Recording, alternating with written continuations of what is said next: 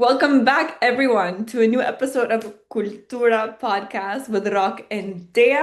We are in the house today with the one and only Medina Ali. Medina, if you don't know, now you know, is a pro wrestler kicking butt on stage. She'll kick anyone's butt, doesn't matter where you're from, and she'll make sure everyone sees it. It's such an honor to have you here today on our podcast, but also especially as an Albanian woman, to see someone break boundaries like that, break glass ceilings, and do it with so much courage. Welcome to the podcast. Thank Welcome. you guys for having me. I'm so excited. It's such an honor to be here, and I'm really looking forward to talking about my journey with you all. We're excited to have you on. And honestly, I've been watching her now for a while, and I've been a fan even kind of a little bit before the wrestling Yeah. stuff because I saw you doing Brazilian Jiu-Jitsu, and I'm huge in Brazilian Jiu-Jitsu. I love that stuff. And I saw an Albanian female doing it, and I'm like, she's a black belt, she's a beast, she's an animal. And then come to find out, she becomes a professional wrestler, and now she's gonna be a star. I Let's love talk it. about that. We love the ego. We love a little ego moment. Let's Yeah. talk about that, Medina. We know you as a professional wrestler, um, in kind of the height of your career now, but where did Medina start? Where did this love of the ring in a fighting begin and at what age? Yeah, I mean, I have always been a fighter my whole life. As soon as I was born, my parents always said that I was so aggressive and I had so much fire and spirit. It's really funny because my professional wrestling name is XENA PHOENIX, and that name came from my parents. Growing up, I got kicked out of basketball games and soccer games because I was too aggressive. So I do remember one time I got kicked out of a basketball game and I was so humiliated. My dad pulled me aside saying that he wanted to talk to me. So, Albanian parents, they're going to yell at you. You feel like you're in trouble. I was so scared as a kid. And then he pulls me aside and he goes, "This fire that you have, this spirit is who you are. You're my phoenix. Never change because this is what's going to take you far in life." So my dad called me his little phoenix from a kid to, my early adulthood. So that was something that I always just related to because whenever I had tough moments or I never felt too great, I would just always remember that. And then Xena came about from my mom. So I don't know if you guys are familiar with Xena the Warrior The Princess. Legend of Xena? Yes. Love it. So we came up with my last name, my pro wrestling name, Phoenix, right? And I remember I was talking to the show creator of the show that I'm on, Wow Superheroes, and I was trying to figure out what rhymed with Phoenix, and it's hard because it's such a standstill name that's so powerful and nothing rhymes with a P, right? So then I call my mom up and I'm like, "Hey, what should my first name be?" And she goes, "Look, your full name is Medina. You go by Dina. I always wanted to have a daughter like Xena the Warrior Princess, and then I had you." So I pitched it to the show creators. They loved it. And that was the creation of Xena Phoenix. It was a very easy transition because, I mean, it came from my parents and whatnot. But growing up, I was always a multi sport athlete. I did everything. I played soccer, basketball, softball, tennis. And then, I was a theater kid too. So I grew up performing and I'm here based in LA. So I had everything around on my fingertips. So I had a very split and dual life, but I was exposed to everything. And it wasn't until college I had to figure out what I wanted to do in terms of my professional life. There was a lot of expectation coming from, an Albanian household to succeed and to make something of myself. My parents immigrated over here. They did so well for themselves. They gave me everything they didn't have growing up. So the least that I can do is make them proud, right? So I got into college and I decided to study film and media, but I ended up finding MMA. And when I was 18, 19, a very unconventional field, but that world stole my heart. And it became my main form of therapy in my late teens, early 20s. And it was the main thing that helped me establish myself as a young woman. It gave me confidence, it helped me find my voice. And then one thing kind of led to another. I started competing and I didn't have many girls or women that I was training with because at that time, before social media blew up, it was just me and these older, big white men in the gym that were trying to destroy me. And, for me, I felt so confident because one, I'm Albanian, so naturally I'm very strong. But it was something I was naturally good at for the first time in my life. And I felt that I could really go far in it. And it wasn't until my first coach pulled me aside and said, we don't have many women in this field, but this is something you can really do. So I really just dialed in. I started competing. I was doing a lot of tournaments. My first tournament, I ended up choking a girl out in less than 40 seconds, which was pretty cool for me. Yeah. Take a moment for that. Just how casually that was said. My first appearance, I choked a girl out in 40 seconds, second one in like 30 seconds, but now I'm 20 Yeah, just yeah. to make it. I want to ask you a bit about your parents' journey here. You mentioned that they went through a lot to come here to build a good life for you.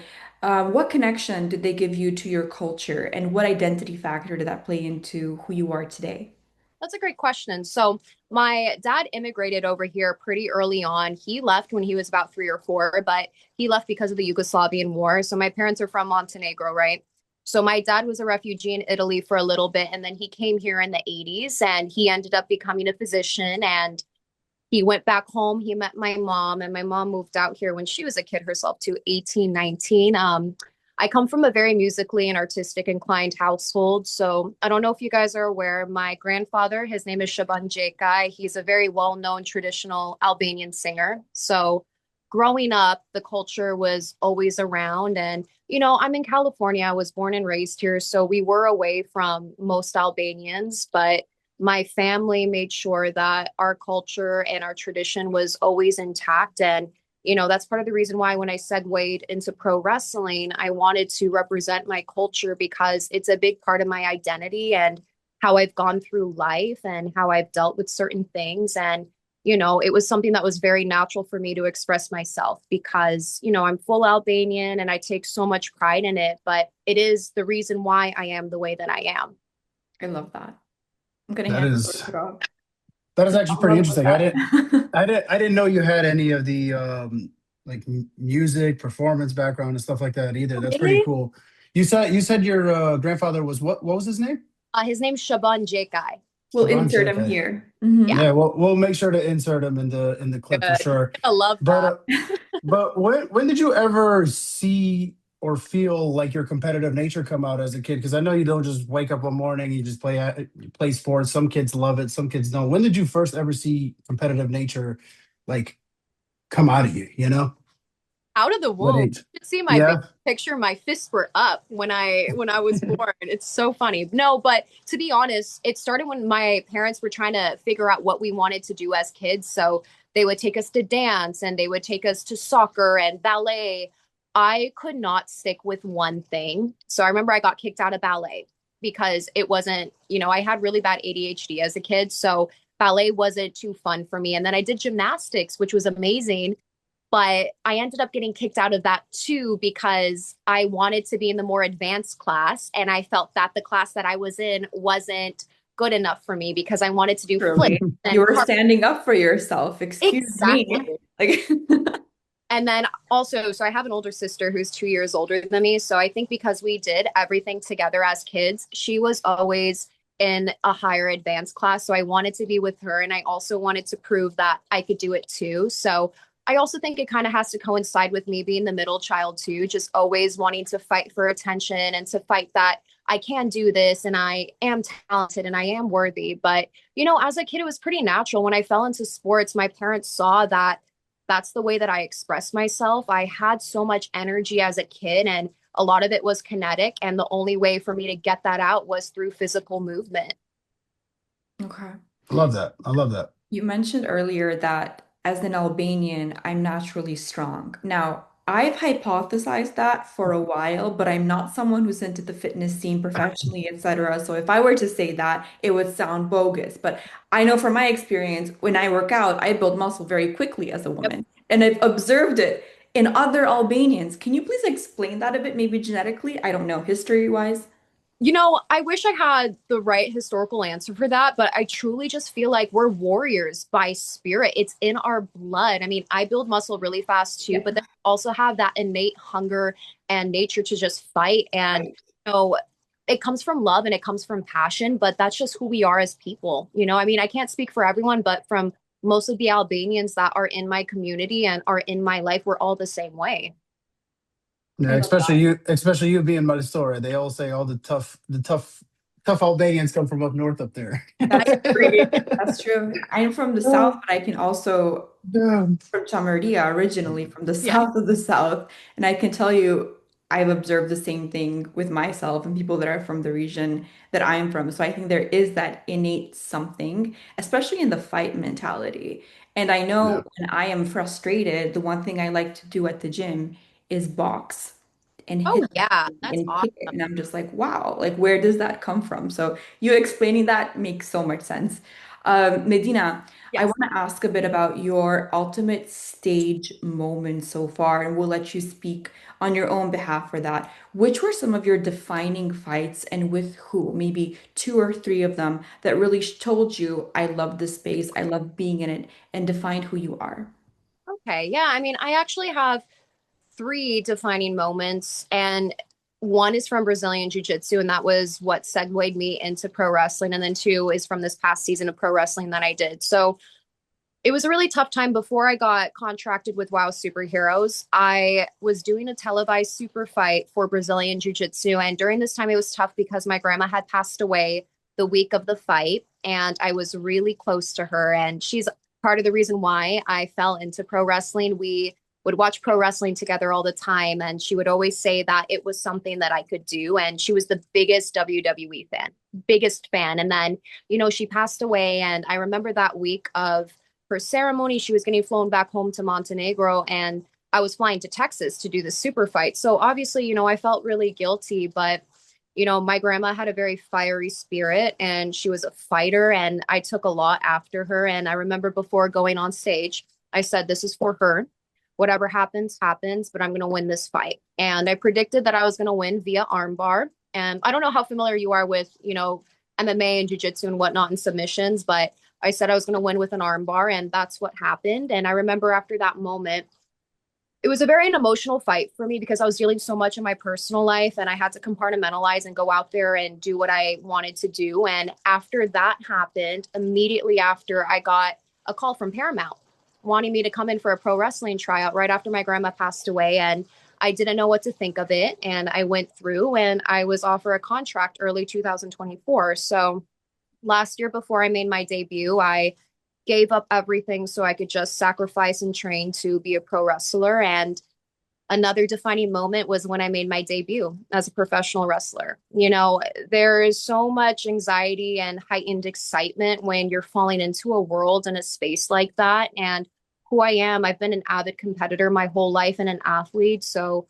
part of me is a perfectionist, and everything that I do, I want to do to my best capability. And it's hard for me to articulate, but going out on stage for that first time as a pro wrestler, representing my culture and being XENA PHOENIX and stepping into that persona made me feel like the best version of myself, so confident, bigger than life. And it just showed me that, what I wanted as a little girl was possible because I was living my dream and I was actively doing it. And it was the first time in a really long time. And it makes me emotional saying this. I was really proud of myself, That's you know? awesome. Of yourself, celebrate your wins. I love hearing it. And That's I good. can feel your energy through this too. Because this is not an everyday thing, and I hope you know that. I know you know that. Just how inspiring it is. We often talk about Albanian women being strong, being this, being that, but there's also stories of Albanian women whose light is taken away from them in very patriarchal areas of our own society, where it's not looked upon favorably to be smart, be active, be strong, go out there and fight. And sometimes we're even shamed for it, especially if you're online, especially if you have a presence. I've been there, you've been there. So the fact that you just take that, you own it, and you run with it, you're inspiring me. You're inspiring Rock. You're inspiring my future daughter who's going to be watching this podcast too. So just thank you for being out there and doing your thing. Thank you guys. I I really appreciate that. That's so kind of you to say.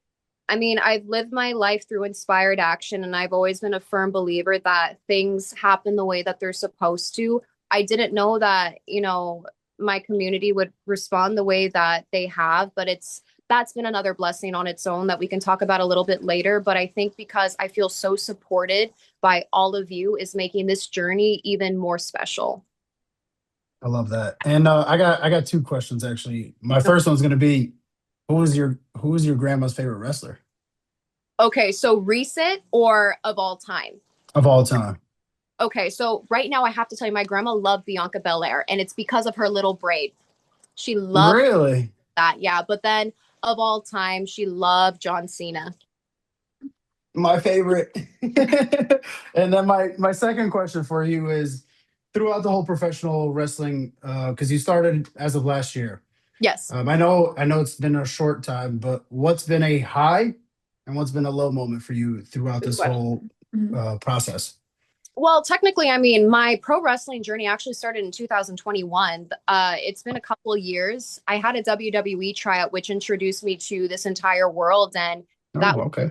moment that I really felt that it was something that I could do because I was doing Brazilian Jiu Jitsu and then I came in for a tryout and they had invited me back for a training camp in 2022. So I was there for a little bit training at the Performance Center and I was exposed to this world that was so challenging mentally and physically, but I had never done anything like that before. But I pushed myself to my limits and I saw how capable I was of doing something that I had never been exposed to. So I remember going back home to California. I went to pro wrestling school. I went to a school in LA called Santino's. I trained there for a little bit, but I was doing pro wrestling and jujitsu at the same time. So it became a little bit too much for me. So I went back to jujitsu and then I started pro wrestling officially with WoW this past year. So, I mean, it's been a pretty crazy journey. I'm still very green and I'm new and I'm trying to learn as much as I can.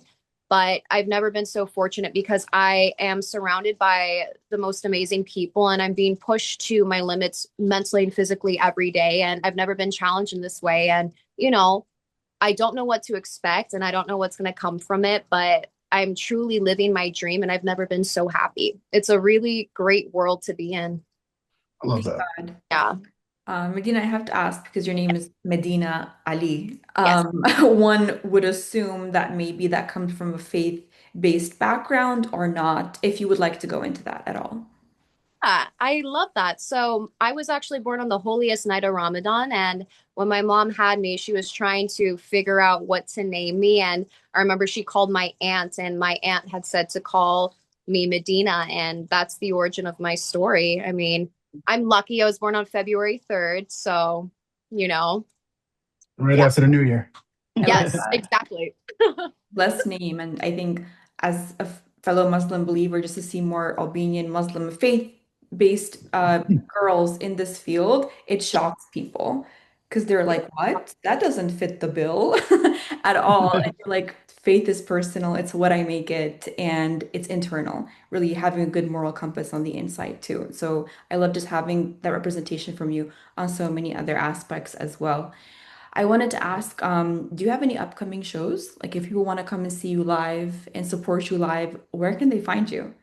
Yeah, so I'm actually getting ready to film season 4 of WoW Superheroes. We have a residency in Las Vegas, so I leave for Vegas next week. We have shows on the 14th, 15th, 21st, 22nd. If you're not able to go to the show, it will be on Pluto TV, which is a streaming service, and then season 4 will drop full time next month on KCLA. And if you don't have any of those options, you can go to our YouTube channel, WoW Superheroes, or wow.e.com. Okay.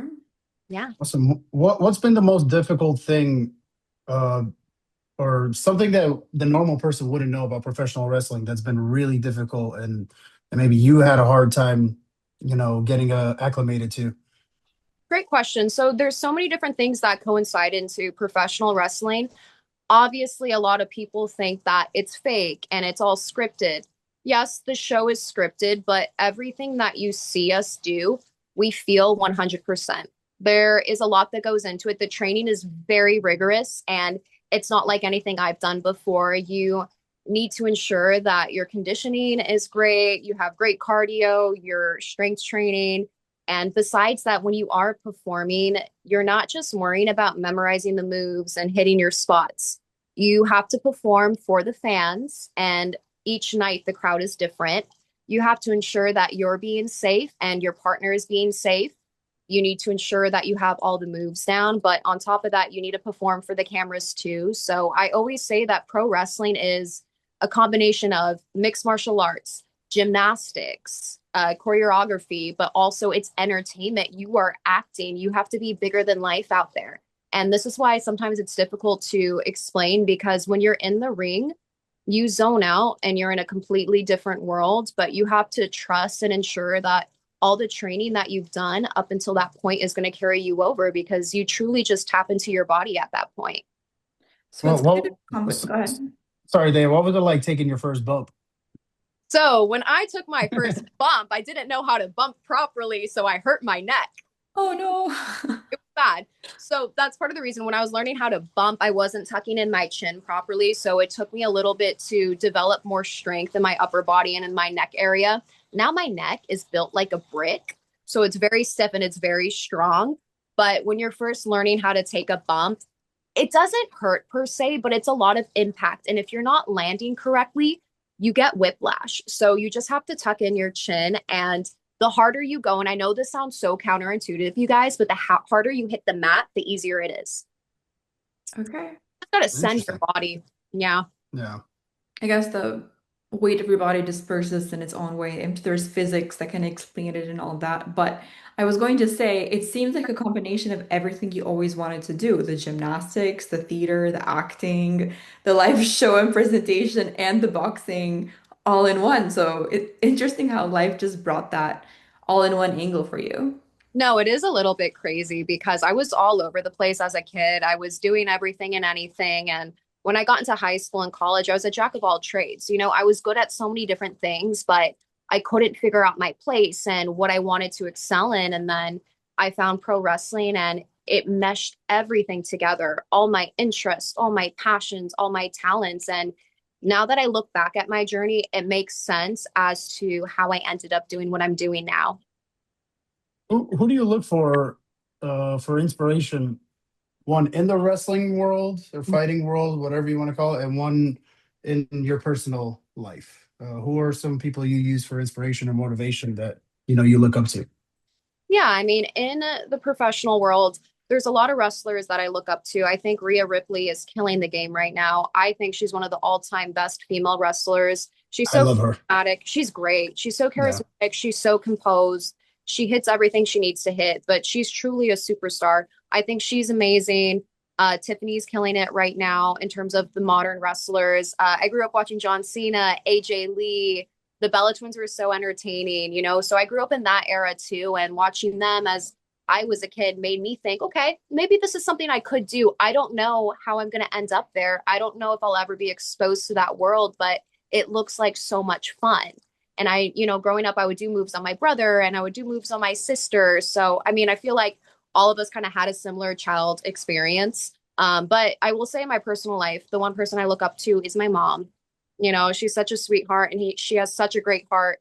I've never met someone that is so kind and so genuine and authentic with everything that she does. You know, coming to America, not knowing the language, building a family, and doing everything that she's done is so inspiring. And she's so optimistic too, you know. So I do look up to my mom. I'm really close to my family. And I'm blessed that, you know, the older that I've become, she's been my best friend for my whole life. I love that. Yeah. That's That's amazing. as someone, There you. yeah, has the same feeling from my mom and saw her go through the same journey. I completely understand where you're coming from. And it's good to have that when one of your first images and role models of a woman is someone who is so collaborative and positive and genuine and inspiring. So I think it resonates within you and her energy as well. So props to mom. You did a good job with all of them and this one especially. Shout out. I love you. What's her No. name? Her name's Irma Linda. Tita Armalinda, you're the best. We love you. Shout out moms. Um, I wanted to ask, with Yeah. all that you've learned and that you've been through and the ups and downs of it all, if you're going to think about your legacy, let's not go too grim and say once you're gone, blah, blah, blah, but like even now, building it 10 years from now, 20 years from now, how do you want people to think of you in terms of what you represent?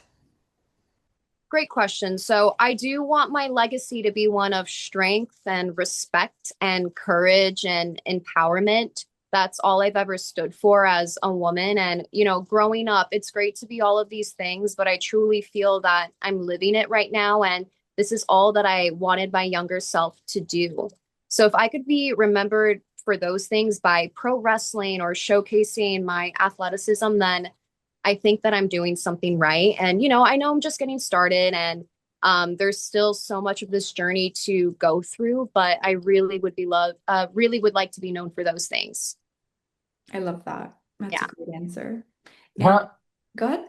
how's it been? How's it been with the whole Albanian background now too, with having supporters who are Albanian, you kind of displaying your Albanian heritage on TV? What's that been like for you? Has that been a new experience or something Yeah. you've always had?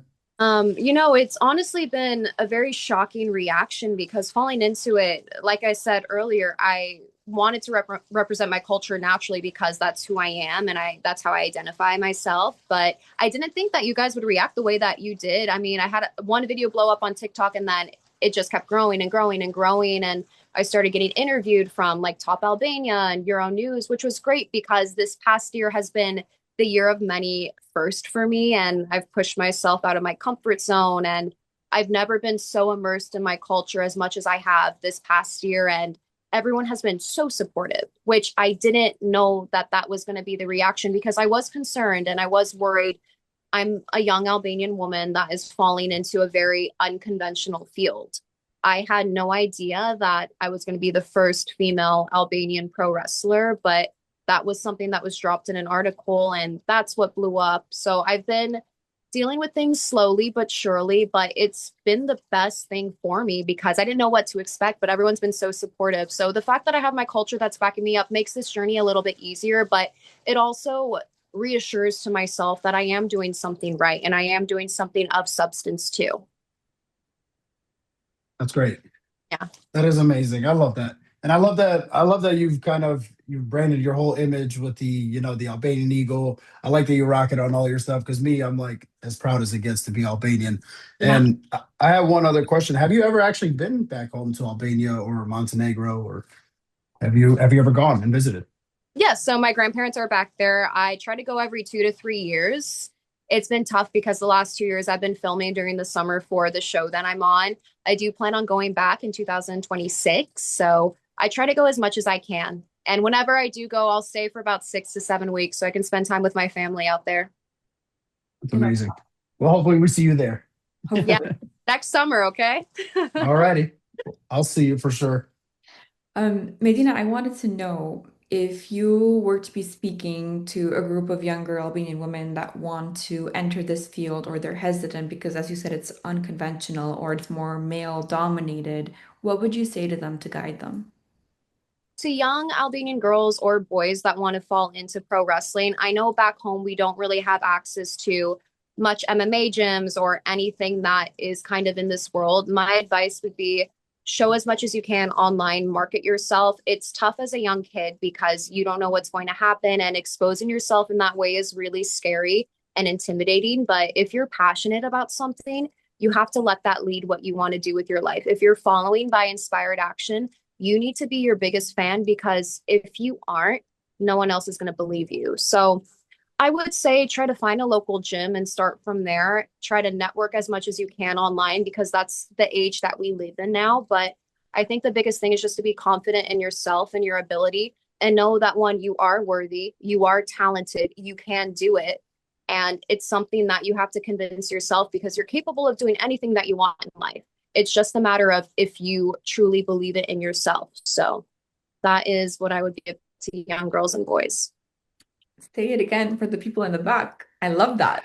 I mean, I'm that's gonna advice of my younger self too, So I try to speak coming from where I was as a kid and how I felt.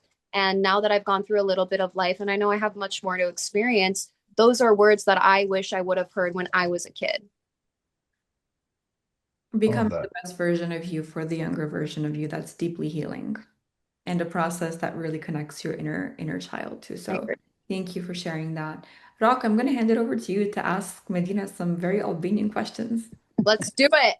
Well, So we all have our favorite foods, our favorite music, our Okay, favorite spots, whatever. We all got our own favorite things, and let's. we're all from different parts of Albania, of the diaspora. But I love to start it off with, I'm from Kosovo. I love being in Kosovo and Prizren and the castles. I like seeing castles. What is your favorite place that you've been to, in our area over there in the Balkans? What is your favorite area that you've ever been to, and where do you love going to the most? This is so biased for me because my family is from Ulcin, but I love Montenegro so much. I mean, my family's from a beach city. There's nothing like Ulcin. It's just a big party city. And every time I go back, I feel like I'm at home. And it reminds me of California too. You got the beach. It's so little and it's so compact, but my family's out there. So it's a little bit biased for me. So in Chin, okay. I've never actually been to a Chin Me ever neither, but before. I've heard No, guys, boats, the sea, nightlife, and good food Yeah. too. we So, have clubs on the beach. I can't believe you guys haven't been. I know amazing. it's sad. How It's about you sad. guys? Sorry? How about you guys? I haven't been. Our places, our favorite In places. general. Oh, our favorite places. I was still taken aback by being like, how Oh, have I not been there? I've been to the rest of the diaspora, but everyone talks about how amazing it is. it's beautiful. I have to say, I was born in Tirana. My parents have retired, so they're back home. I love going back and experiencing my hometown in the way that I know it. People talk about Tirana, wanting to go to Tirana. They want Tirana without the Tirana attitude, which carries over a little bit too. But for me, it's beyond just the growth in the buildings and the growth in real estate. It's home. It's little avenues, little side streets that nobody else knows about to go to the gym or to go to your favorite coffee spot. So I think Tirana really has a special place in my heart. When I was little, I can even put this picture here. The pyramid that we know now that's been reconstructed, it used to be basically very broken apart after the civil uprising war or civil uprising, however you call it, 1997, 1998. But we'd still climb it. That was our playground because there weren't any playgrounds around. So I have a picture of me, 2.5 years old, climbing up that thing in a pair of shorts, broken glass, broken everything. My parents are like, yeah, go to the top. So going there now and just seeing how things have changed, it really has a special place in my heart. As you said, it feels like home. Yeah. Yeah, for me, I mean, like I love going to Kosovo all the time whenever I get a chance. I love Pristina. There's nothing like Pristina to me in this world. But also, I got to experience Albania for the first time this past summer, and I got Amazing. to go. I got to go to Tirana, which was it. I didn't get to go anywhere else. But like Tirana for me was actually awesome. I've never experienced a city where like everything is so bar centric. There's restaurants everywhere, cafes. It was just like a really good feeling to be back home for the first time in Albania. And that was a special spot as well. Tirana's really beautiful, but I can't wait to see the beaches as well. That's next for me. Yes. That's But amazing. Tirana's like yeah, New York City in the Balkans.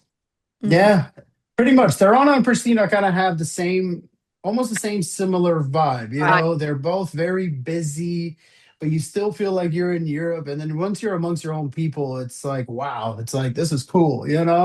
It's an interesting feeling. I don't know how to explain it with words, but it's a special place. They're both special places. They're all special. yeah. That whole area, that whole region is special. But another thing we like to ask is your favorite Albanian food. We always get the common, the barek. You're in California, so I don't know how much Albanian food you eat in California, but what is your favorite Albanian food growing up, or something your mother made or grandmother made? What's something you love? There's so many. I mean, so out here we do have one Albanian restaurant that is authentic, but I grew up eating everything that my mom made. So obviously, I love burak, spinach and cheese, my favorite. I'll have a side of kaymak and ivar, so good. I love pitla, which I really want soon because I've been craving it.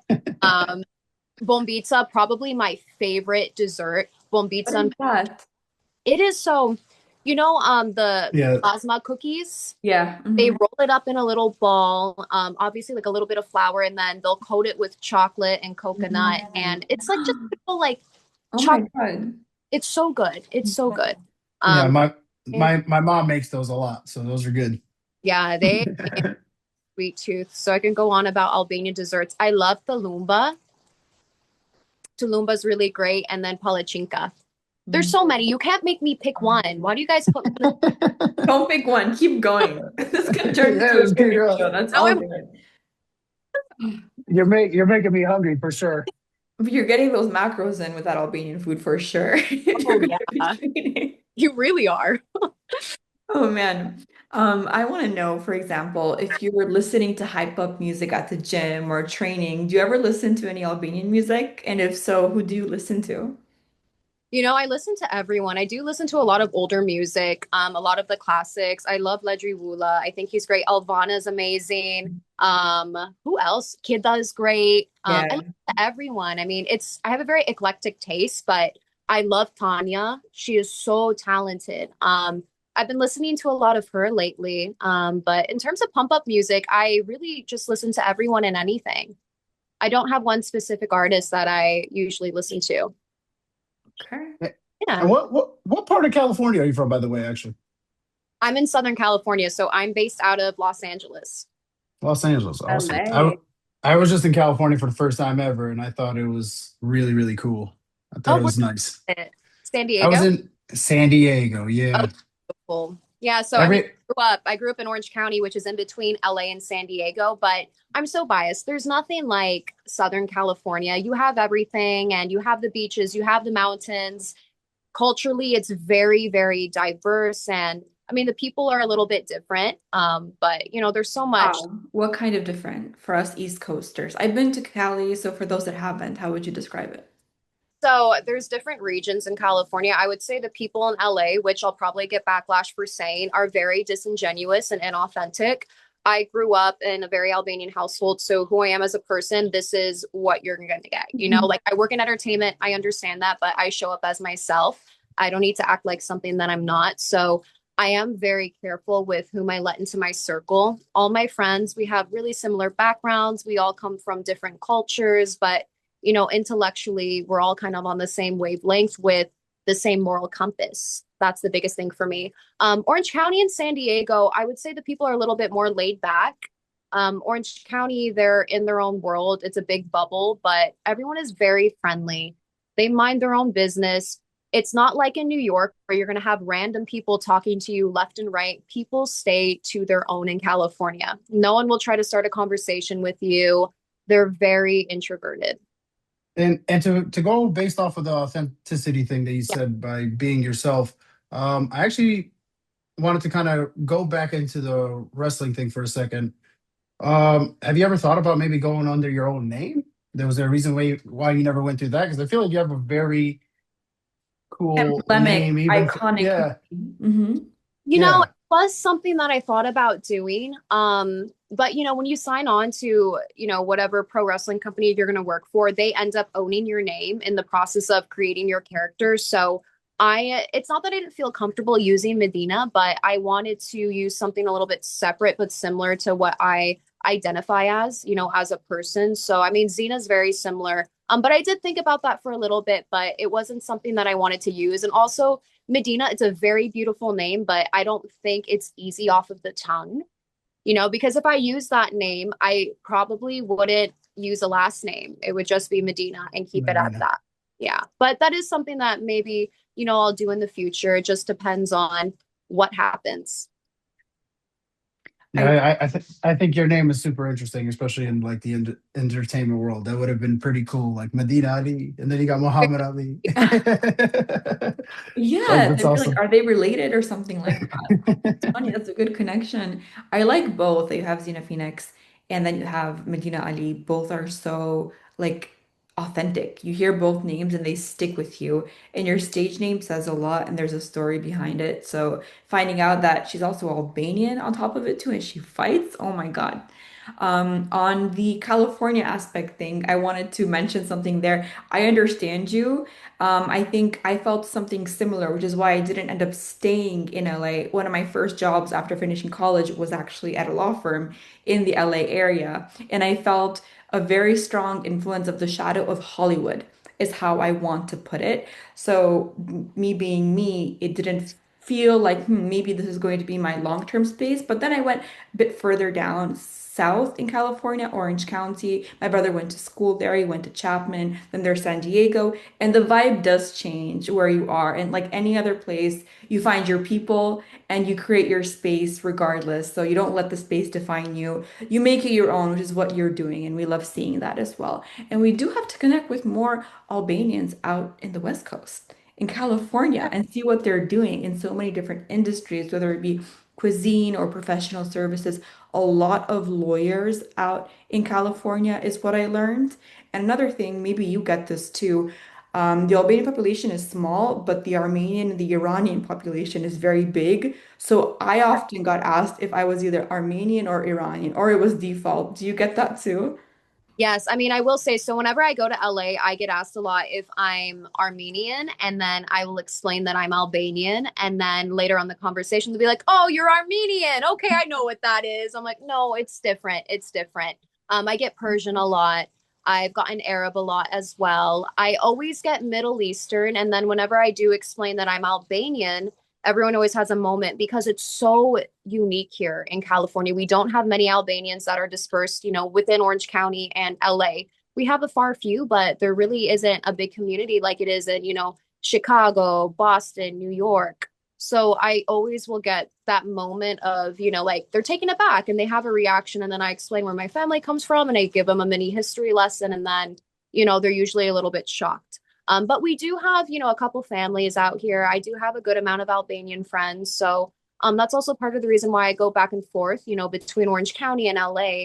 There's more Albanians in Orange County. My family is in Orange County. So I have that space where I work in LA and I'm in entertainment, but I'm always able to go back home and ground myself whenever I need that.